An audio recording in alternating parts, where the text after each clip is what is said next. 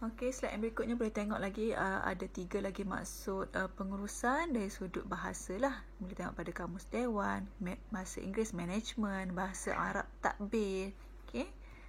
Kemudian Ibrahim pun ada memberi definisi sebagai kebolehan menggunakan segala sumber alam sama ada berbentuk kebendaan ataupun kemanusiaan yang telah dikurniakan oleh Allah Subhanahu wa taala.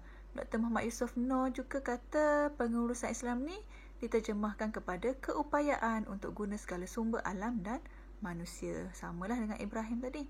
Okey.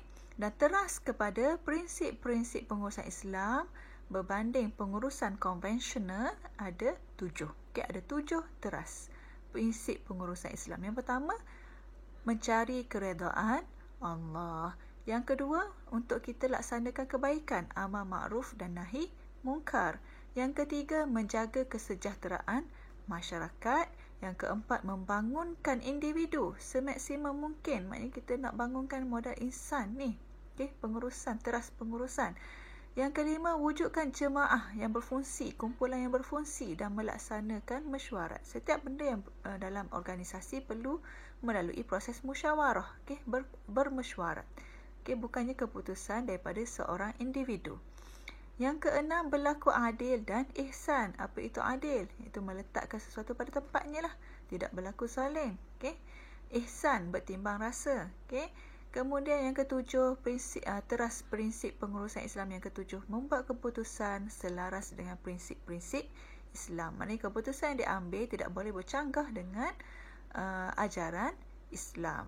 Itu bezanya berbanding dengan pengurusan konvensional. Okey. Okeylah. Tadi maksud pengurusan. Sekarang kita lihat kepada pengertian pengurusan Islam. Apa dia pengurusan Islam ni? Pengurusan Islam masa kini dapatlah ditakrifkan sebagai satu proses penglibatan dan mengeksploitasi sumber, iaitu menggunakan sumber. Sumber apa? Sumber tenaga manusia, benda dan perkara-perkara yang berkaitan supaya saling bekerjasama, supaya saling berfungsi dalam sesebuah organisasi. Untuk apa? Untuk mencapai sesuatu objektif dan tujuan. Sama ada ianya bermotifkan keuntungan ataupun tidak. Apa yang penting, ia hendaklah selari dengan ketentuan-ketentuan syariat. Itu yang dimaksudkan dengan pengurusan Islam. Ianya tetap sama. Ianya adalah satu proses. Proses yang melibatkan siapa? Melibatkan penggunaan tenaga manusia, benda. Okey? Supaya apa? Supaya antara manusia dan benda ni saling bekerjasama dan berfungsi sebagai sebuah organisasi. Untuk apa? Untuk capai matlamat dan objektif yang telah ditetapkan oleh organisasi tersebut. Okey? Tujuannya sama ada nak mencapai keuntungan ataupun tidak, ianya hendaklah kena berpandukan syariat Islam. Tidak boleh bertentangan dengan ajaran Islam. Itu yang dimaksudkan dengan pengurusan Islam. Okay?